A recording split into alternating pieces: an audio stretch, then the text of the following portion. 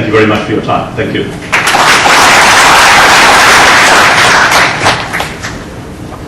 Thank you, Mark. I think we're going to move on now to our first panel today, which is building trust and working with investors. I'd like to welcome up to the stage Mr. Joe Bauer, who's the Vice President of GM of SAP South China, Macau, and Hong Kong, and he will introduce our panelists.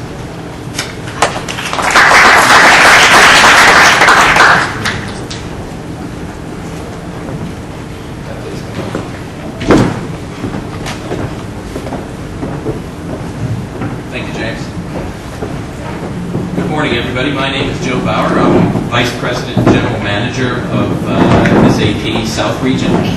South Region actually covers a fairly big swath of territory from Xinjiang Province in the northwest all the way down through on the perimeter from Yunnan Province and then over to Fujian Province. So it's a pretty big area. It's my pleasure to be here today with you and our very experienced panelists, and don't let some of their youthful looks betray you in that regard. Our first topic of discussion today is how to build trust and collaboration among shareholders. As Mark and James introduced, we see a lot of opportunities in the PE marketplace in China, particularly in Greater China. There's a huge amount of activity over the last 20 years and particularly over the recent future. But however, there's been quite a dichotomy in some of the experiences of PE companies in China as well. We've seen some very successful situations where we've seen great exit multiples. Others have faced significant challenges where we've seen changes of ownership in the markets as well. And there are many reasons for these successes and failures in these markets, including market timing, changing regulatory environments in the marketplace, and very importantly, often the chemistry between the portfolio companies and the investors. And that plays a very key role in the process. And we actually see that very, very often in our relationship with the companies that we work with in China, no matter where it is in China. To shed light on this topic, we asked four very experienced people to join us in this panel. And without further ado, I'd like to introduce them, and I'll let them introduce a little bit more about them. On my left is Vinit Bhatia of Bain & Company. Immediately to his left is Frank Tang, CEO of Fountainvest Partners, Henry Hanji Huang from L Capital, and Scott Chen from TPG Capital. If I may, I'll ask Scott to start, and you could just give a brief introduction of yourself and your company. Sure, thank you, Joe. Good morning, everyone. It's a pleasure to be here. Thanks to SAP and thanks to the Hong Kong Stock Exchange for allowing us to have this con today. Just a quick introduction of myself. My name is Scott Chen. I've been with TPG for 12 years.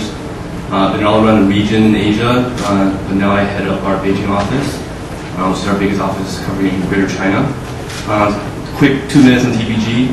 We're one of the largest investment firms in the world. We manage assets across many asset classes, from public equity, public debt, distressed credit, real estate, but our bread and butter is private equity. In the private equity realm, we currently globally manage about $50 billion. In Asia, we are one of the earliest international private equity investors to come to Asia.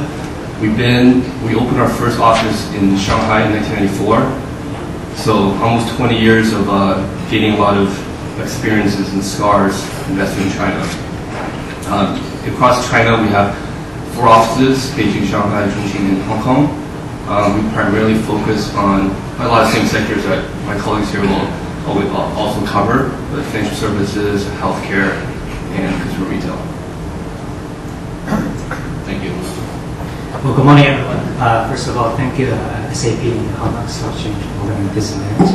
My name is Hanji Huang. I'm based in Shanghai. I run our Greater China investment program for L Capital. L Capital is a private equity firm. In a way, it's compared to TPG or Fountainvest. We're a new kid to the block. We've been only in Asia for 4 years. It's a private equity investment program sponsored by LVMH. People will know LVMH is quite famous for LV, those fashion apparel brands, but also have a lot of other There's skincare, various brands in skincare. We got watch and jewelry, particularly after acquisition of Bulgari. We got for all the gentlemen, we got Hennessy, we got all kinds of champagne, Moët Chandon, Krug, etc., etc. But in addition to those brands, we also run channels. For instance, you see in the Hong Kong airport, we've got a DFS. DFS has about 180 both duty-free as well as duty-paid stores across the world. We also run one of the largest skincare channels, a company called Sephora. And in addition to the 5 businesses, we've got a commercial real estate investment program called L Real Estate.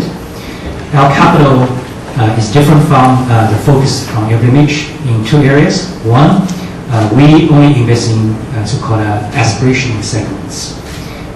In other words, it's called mid to high-end brands or services or channels. That's one. 2 is mostly third-party capital. Our main responsibility for LPs, for investors. So we are not restricting ourselves to those 5 businesses where LVMH is strong. So we have invested, for instance, F&B business in Singapore. We have invested in a company called PVR, which is a movie operator, one of the largest movie operators in India, for instance. But the common thesis is really to leverage against LVMH resources to help our portfolio company. So we'll talk about those at a later stage. Good, thank you very much. Good morning, everyone. Invest is a China-dedicated private equity fund. We manage about $2.5 billion, making us one of the larger China-focused private equity funds. We focus only on private-owned enterprises, and the transactions ranges from both equity to buyouts as well. So far, we don't have that many interesting stories to tell as L Capital. We have been investing in up-and-coming private companies in China, primarily in the consumer retail and healthcare areas, and also cover environmental sectors. So we own jewelry retailers, fashion retailers, high-end car retailers, we have medical equipments, and so on, with a belief that the rising middle class in China is going to deliver tremendous opportunities that will benefit the private equity industries. We have offices in Beijing, Shanghai, and Hong Kong as well, and that's fundamental. Good morning. My name is Vinit Bhatia. I'm a partner at Bain & Company, based here in Hong Kong. I've been at Bain for 20 years, 10 of which in Asia, based out of Manila, Seoul, and now Hong Kong. I lead our private equity practice for Greater China. We are, just to clarify, not affiliated with Bain Capital. We are the consulting firm, although we share the same heritage, where Bain Capital came out of Bain & Company about 25 years ago. My role is to support private equity clients, like the gentleman on this panel. And we do that really in 3 ways. On commercial due diligence, where we help evaluate the investment opportunities we're looking at. We also do a lot of work post-acquisition after they've invested in the companies. And recently, particularly in the last 3 to 4 years after the global downturn, we're doing an increasing amount of work in fund strategy, as a lot of GPs are reevaluating their business models, particularly in Asia, and how to adapt to the dynamics here. And so it's very nice to be here today. Thank you, Vinit. So there's a lot of diversity in this group of people. I must admit, though, when I was reading my notes this morning, my wife saw it. She seemed to be very aware, very quickly spot LVMH. She wanted to know, Jumanji. Our first theme for the discussion is what makes for an ideal investment target. And I'd like to defer to you for the first question, if you don't mind, Vinit. As head of PE practice for Bain, you've had a lot of experience with both PE firms and portfolio companies. I'm wondering if you can comment on the generally macro environment, what changes you've seen over the last 3 years, and what makes for an attractive investment target for you. Sure. Let me start with the market and maybe start with the bad news and try to end on the good news. The bad news is, as many of you know, in China, it's been a rough for relatively 18 months if you look at the activity on the investment side. Last year, 2012, the dollars invested in China were down almost 40% from the year before, and the volume of deals were down 50%. So it was a challenging environment. And that was driven mostly by a significant decline in activity in the second half of last year. Unfortunately, we saw that continue into the first half of 2013, where if you look at the dollars invested, it's continued to go down quarter over quarter. The good news is, so that's on the investment side. The other challenging news for a number of our clients is that you wouldn't know it by looking outside today, but exits have been a challenge, and the IPO market has been quite quiet. And so that's created a lot of pressure on funds to both create value in the portfolios the portfolio companies that they have today, and ensure that they continue to do well while they wait for the exit window to open. That being said, the good news, we believe, is that we are seeing the market turn. Q3, in our view, has been much more active. And the fundamentals for China, we believe, are quite positive. We're seeing bigger deal sizes. That's a trend we've seen for the last 3 to 4 years. We're seeing more buyouts. And frankly, we're seeing a little bit of a shakeout in the market, whereas while there's still plenty of capital in China, we are seeing some of the newer funds that emerged a couple of years ago, particularly some of the R&D funds, be relatively quiet, especially given that the IPO market is closed down. So those are some of the positive trends that we're seeing.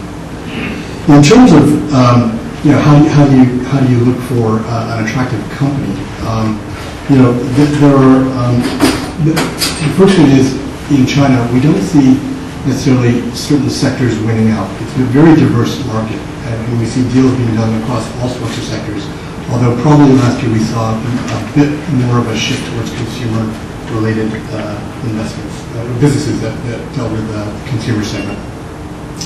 But fundamentally, what we look for, or what we believe for good investments in China, is nothing different than, frankly, any other market.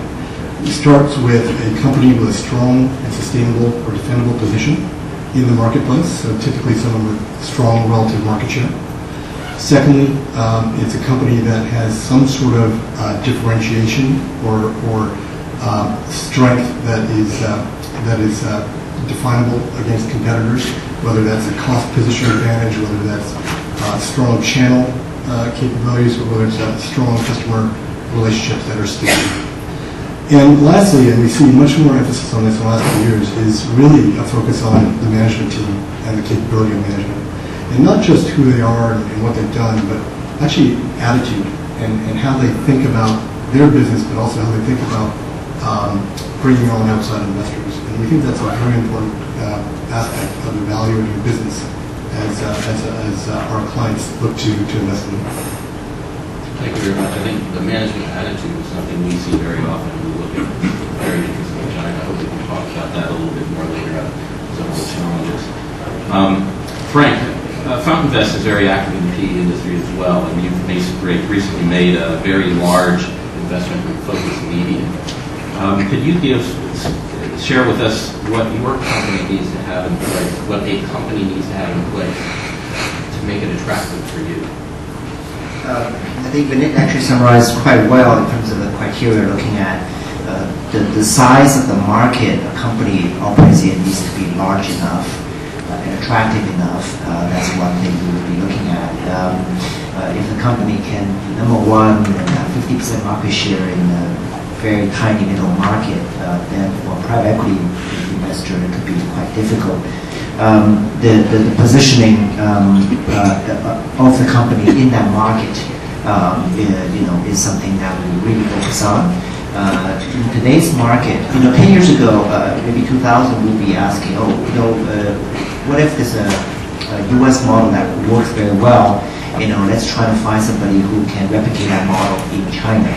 That has worked quite well, and there's a lot of companies emerged, like Baidu and Sina and all that. Today, it is going to be very hard to do that because everybody, the Chinese are very smart, and it's going to be very hard to find something that's not already operating in China, learning from U.S. models. So I think we are looking at companies that has a emerging leadership in a particular sector, who already has some minimum critical scale and have some differentiation.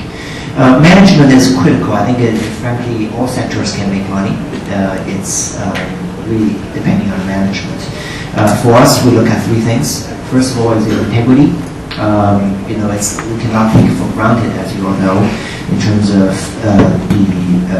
the numbers and the track record,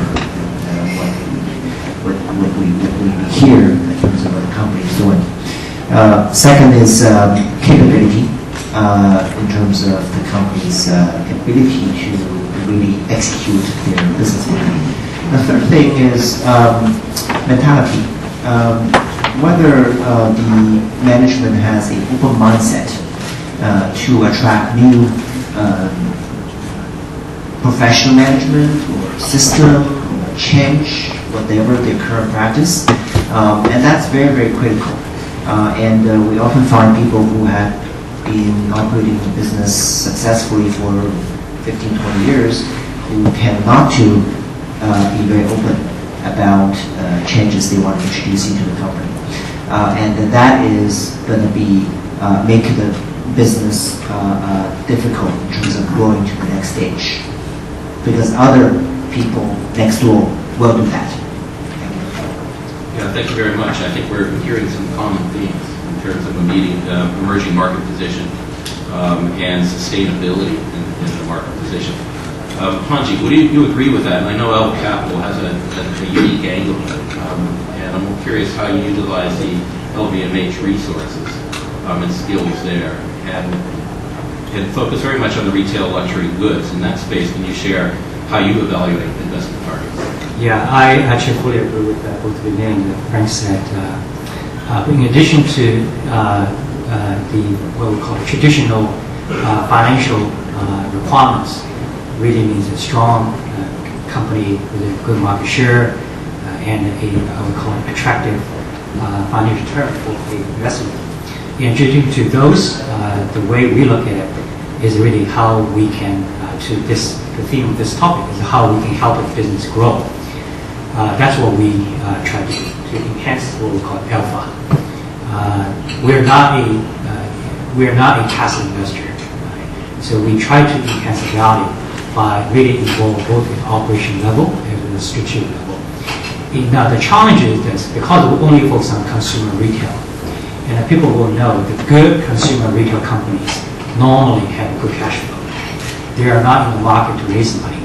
So in many cases I've been presented or get a phone call and say, hey, Mr. L Capital, my company is going to IPO in 6 months and I don't need money. Can I get your name on the shareholder list? But really it would be passive. That's not what we do. So to specifically answer your question, investment ready really also means that we need to be involved in helping the business. And that's what we do. Before any investments, we will predefine what we call a business value MOU, in addition to term sheet. Right? So we'll lay out the areas that we can help with the business. A few examples, for instance, we help some Chinese fashion company expand into Hong Kong and Macau markets.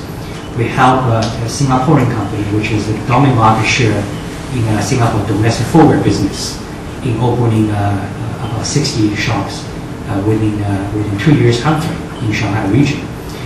We help an Australian company expand from what we call accessory category, really forward, cowboy style forward business into fashion category. So it's expansion category management. We help a local fashion company in setting up and in certain cases enhancing the merchandising process. So these are the areas that we do. So to summarize, it's really, for us, is really to open up and have an alignment of mindset in creating space for us to help business going forward. Okay, thank you very much. And I think that leads into our second theme of the day. But before I go there, I want to ask Scott. I know that you've made some significant investments in companies like Daphne, Taishan Bank, and now recently Li Ning. How do you view opportunities in China, and how do you specifically go after target companies? How do you characterize them, and how do you go after them? I think my fellow panelists have said a lot of the key criteria. Maybe just add some nuance to that. The way we think about things is kind of an inverse funnel. We start big, macro, so we look at industry. So as Vinit said, there's been a recent tendency towards consumer retail for private equity deal volume. And a lot of that because we're all looking at the same consumption growth, especially from the middle income level. That capital flow as well as the IPO support over the last 4 or 5 years have built up some saturation in that space, which has created some challenges for us in that sector. But so people move on and shift to different sectors. One that's probably an emerging theme that will probably take a longer term to play out is healthcare. Healthcare reform in China is going to be big. Things will be different. There's a lot of opportunity in that space that private equity can add value to. So first we look at industry. And then once we find the right macro environment in industry or some of the subsectors in broader industries, we look at the company. So company position, business model is critical. We're slightly different from my colleagues here. We're not as nimble as Frank's Invest. We're not as specialized as Hedges Capital. So our somewhat competitive advantage is we go bigger. So we look for top 1, 2, 3 players in each sector. We help the top player maintain their status in the face of a lot of global competition in a lot of sectors. Or we help the number 2 or number 3 player try to leapfrog the top player. So that's what we do with these. Our leading players who already established their business models and have demonstrated competitive advantages. Third, which frankly is most important, is management capability, execution capability. That's after all said and done, doesn't matter how attractive macro is, doesn't matter how great the business model is, if the management can't execute, you won't have successful investment. So that's critical. But in that sense, we don't necessarily need the best world-class management in that company today. That's something that we can add value to. But that's how we kind of select and funnel. What we try to bring from TB perspective is we call it is a combination of global and local capabilities. We try and bring global best practices, but adapt them to the local environment. So that's kind of how we try to help people compete against MNCs or try to maintain their marketing positions. Thank you, Scott. And if I could just stay with you for a second as we go into the next theme. One of the comments was that we look for companies in a target. We look for companies that have a sustainable market share or have sustainability in their approach to business. And one of the things I see in China a lot is companies approach us when they start to question their ability to sustain their market position. And they want to look at how their operations have been changed. And so that kind of leads us into the next area, is driving value creation through operational improvements in the business. So we talked about how do you select a target. Now we'd like to focus on, well, once you have that target, how do you focus on improving value through operational improvements in the business? So, Scott, I'd like to start with you again because I believe you have quite a large operations team in Asia Pacific. Can you share how you work with portfolio companies to improve their operations? Sure. So something that TBG has spent a lot of time building out, and we've done this for the last 15 years, is building a big operations team. So unlike people like me, which have more of an investment banking, financial background, we've found people, CEOs, general managers alike to build an operations team. My fellow panelists, they also have this as well. At TBG, we're fully integrated with the operations team, meaning that we diligence together, we underwrite the investment thesis together. If there's any change in helping transform businesses, they have to be, they're next on the line just as much as the investment guys. The way we engage with companies after we selected them and found them, we typically have 3 engagement models. At the top level, we work on the board. So that's the most passive form. At the board, we'll bring in expertise, industry experts who are typically at this level are retired CEOs, retired executives that we have in our network that we bring in to be advisors to companies. The second step is what we call functional expertise. We bring in people for specific value add. So within our network, we have people who specialize in supply chain, who specialize in retail operations, these guys, we send in project basis. So we want to upgrade the Japanese women's shoes business in China. We want to upgrade their supply chain. We want to transform that to a retail fast fashion business model. We send in a function expert who's done this in many situations before to redesign their supply chain. Well, I think that the most often question we ask is is El Capital really going to leverage against LVMH resources? How are you going to do that? That's the most often question. So I think a couple points to make. Really, El Capital is 100% owned by LVMH, so it's an institutional effort rather than a couple guys that's coming out of English banking and trying to build a fund. So in this case, the institutional company-wide efforts. We have, for instance, we have a number of senior executives. For instance, the CEO of China, LVMH, and the CEO of India. We have a head of HR, head of media.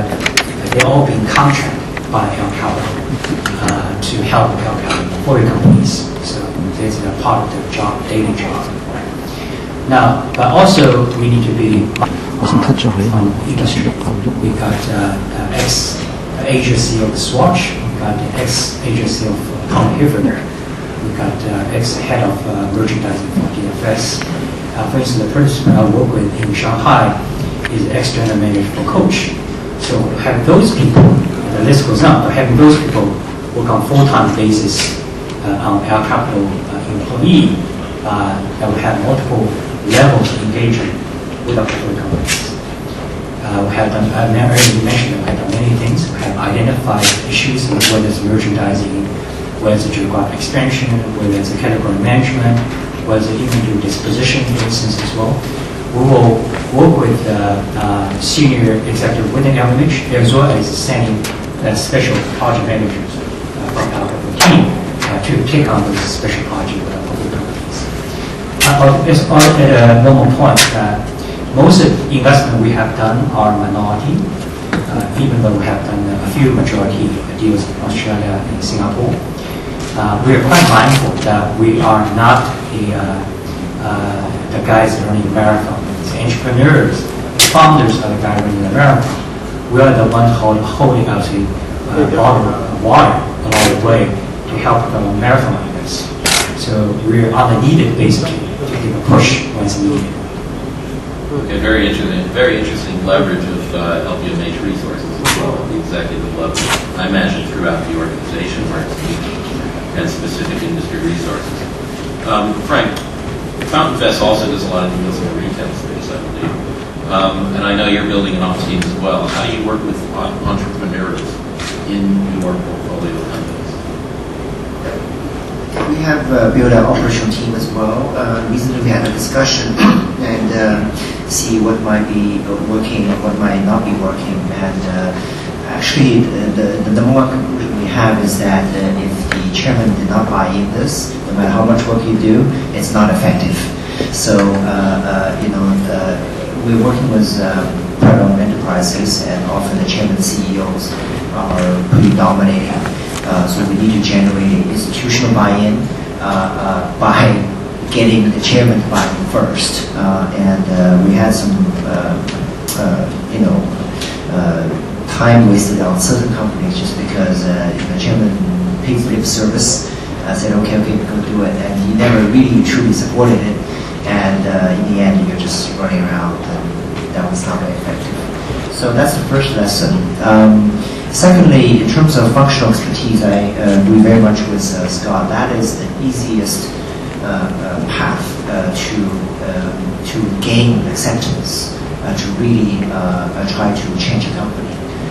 If the supply chain can help the company save millions of dollars of cost or capital commitments in terms of working capital, it's very easy for a company to embrace any changes needed. So I think functional expertise is something that I think is going to be very, very important. And as I think supply chain, the ERP system, frankly, are one of the few areas that we can attack first. Thank you very much. I think we've heard supply chain mentioned a couple times, and we'll touch on that in the next theme. Before we get there, though, I want to ask Vinit a relatively obvious question. With PE investment, generally, do PE investments generally perform fine with companies that receive PE investment? Do they generally perform better than their peers? I think the answer is going to be yes, but how are you able to drive that? How so? How does that happen? Actually, the answer is yes. But believe me, I mean, as you guys all know, it's not that obvious in the general public. There's been, I don't know if you remember, several years ago, I think in Europe, some politician called private equity locusts that kind of raid companies and follow them out. So, we study the market, as you would expect. And actually in China, every 2 years, we do a study with the European Chamber of Commerce. It's actually focused both on the social impact of private equity as well as the financial impact. I won't go through all the details, but you could probably find the study on our website or give me a call if you want to get a copy. But a couple of things that we found. So when we measure private equity invested companies, and we took that basically every private equity investment that was publicly announced and tried to interview a lot of them, and compared them with publicly listed companies in China, and measured them on a number of different things. What we found is, if you look at growth rates, so revenue growth rate, over a 2-year period, the growth rates were more than 2x on the private equity invested companies versus publicly listed companies. Similarly, when you look at earnings growth, those growth rates were about 50% higher on private equity invested companies versus publicly listed. And interestingly, when you look at investment, fixed asset investment, that's also about 2x the growth rate on private equity invested companies versus publicly listed companies. So you see at least some evidence that private equity funds are there, not as all these guys are saying, to add value, but putting their money where their mouth is a bit and underwriting a lot of that investment in these companies. So I think the other important question you asked is, so how do you do that, or what are the success factors?